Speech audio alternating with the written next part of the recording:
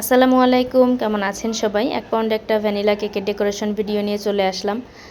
আমার ফোনে এত বেশি ভিডিও আছে, কিন্তু অলসতার কারণে আসলে এগুলো এডিটিংও করা হয় না আর আপনাদের সঙ্গে শেয়ারও করা হয় না। আজকে ভাবলাম যে না, অলসতা করলে চলবে না। ইনশটে গেলাম, ঢুকেই দেখি যে না, আমার আর কষ্ট করতে হয় নাই। একটা ভিডিও এডিট করা আছে, শুধু ভয়েস ওভারের অভাবে আপলোড করা হচ্ছে না।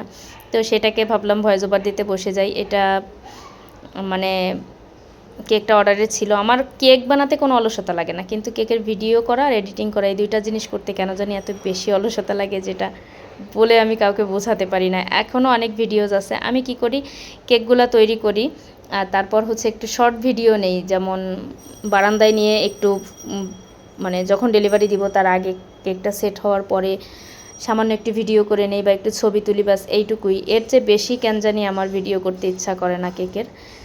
তো তারপর এটা ভাগ্যবশত দেখি পুরাটাই আছে। ভাবলাম আপনাদের সঙ্গে আজকে ভয়েস ওভার দিয়ে শেয়ার করে দেই। যেহেতু 1 পাউন্ডের একটি কেক ছিল ভ্যানিলা, আমি পুরো কেকটাই ক্রাম কোট করে নিয়েছি। প্রথমে প্রত্যেকটাতে সুগার সিরাপ দিয়ে তার উপর চকলেট গানাশ দিয়ে দিয়েছি, দেখতে পেয়েছেন। আর এরপর হালকা ক্রিম দিয়ে আমি কেকটাকে কোট করে এটাকে ফ্রিজে রেখে দিব। নর্মাল ফ্রিজে রাখবো সেট হওয়ার জন্য প্রায় 30 মিনিটের মতো।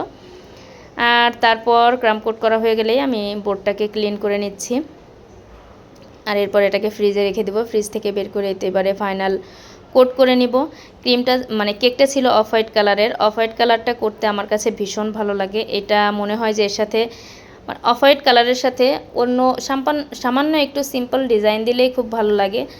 সাদার উপরে এত সুন্দর ফুটে না ডিজাইনগুলো, অফ হোয়াইটের উপরে যতটা ফুটে। অফ হোয়াইটের উপরে সাদা ফুল বা সাদা যে কোনো ধরনের ডিজাইন করলেও সুন্দর লাগে, তবে সাদার উপরে সাদা ডিজাইন করলে বেশি সুন্দর লাগে না আমার কাছে মনে হয়। জানি না সবার কাছে কেমন।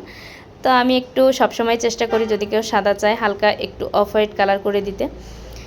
কিছুই না, কেকে ক্রিমের সাথে জাস্ট 1 ফোঁটারও একটু কম হলুদ কালার নিয়ে সেটাকে বিট করে বা স্প্যাচুলা দিয়ে ভালো করে মিশিয়ে নিলেই হয়ে যায়। তো তারপর এটাকে আমি দেখেন ফাইনাল ফিনিশিং দিচ্ছিলাম। এখানে একটা স্ক্রাবারের সাহায্যে আমি সাইডটা ফিনিশিং দিয়ে নিয়েছি আর একটা প্যালেট নাইফের সাহায্যে উপর থেকে ক্রিমগুলো নামিয়ে নিচ্ছিলাম।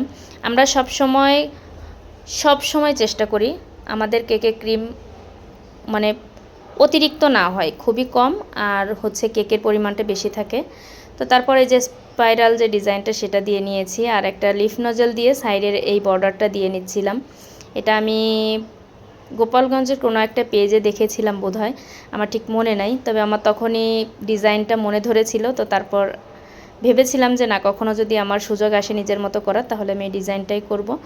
তো সেম তাই করে নিয়েছি। আর ছোট একটা নজেল দিয়ে, মানে 0 সাইজের একটা স্টার নজেল দিয়ে আমি নিচে বর্ডারটা দিয়ে নিচ্ছিলাম। একদম সিম্পলের মধ্যে কেকটা আমার কাছে ভীষণ ভালো লেগেছে। ভিডিওতে আমি এত সুন্দর করে ভিডিও করতে পারি না, ভিডিওতে সৌন্দর্য ফোটাতে পারিনি, তবে বাস্তবে ভীষণ সুন্দর ছিল। মানে ছবির চেয়ে বাস্তবে আরও বেশি সুন্দর ছিল। তো মাঝখানটা ফাঁকা ফাঁকা লাগছিল, এখানেও আর একটু বর্ডার দিয়ে দিলাম ওই সেম নজেলটা দিয়ে, যেটা নিচে দিয়েছিলাম সেই সেম নজেলটা দিয়েই আমি মানে উপরেও দিয়ে দিয়েছি। আর মাঝখানে কয়েকটা পার্ল বসিয়ে দিয়েছি গোল্ডেন কালারের। তো বেশ ভালোই লাগছিল ওই পার্লগুলো বসানোর পরে। কেকটা দারুণ হয়েছিল। আপনাদের কাছে কেকের ডেকোরেশনটা কেমন লেগেছে অবশ্যই কমেন্ট করে জানাবেন। আর ভালো লাগলে ভিডিওতে লাইক, কমেন্ট আর ফলো দিয়ে আমার পাশে থাকবেন। আল্লাহ হাফেজ। আজকে এ পর্যন্তই। ভালো থাকবেন সবাই।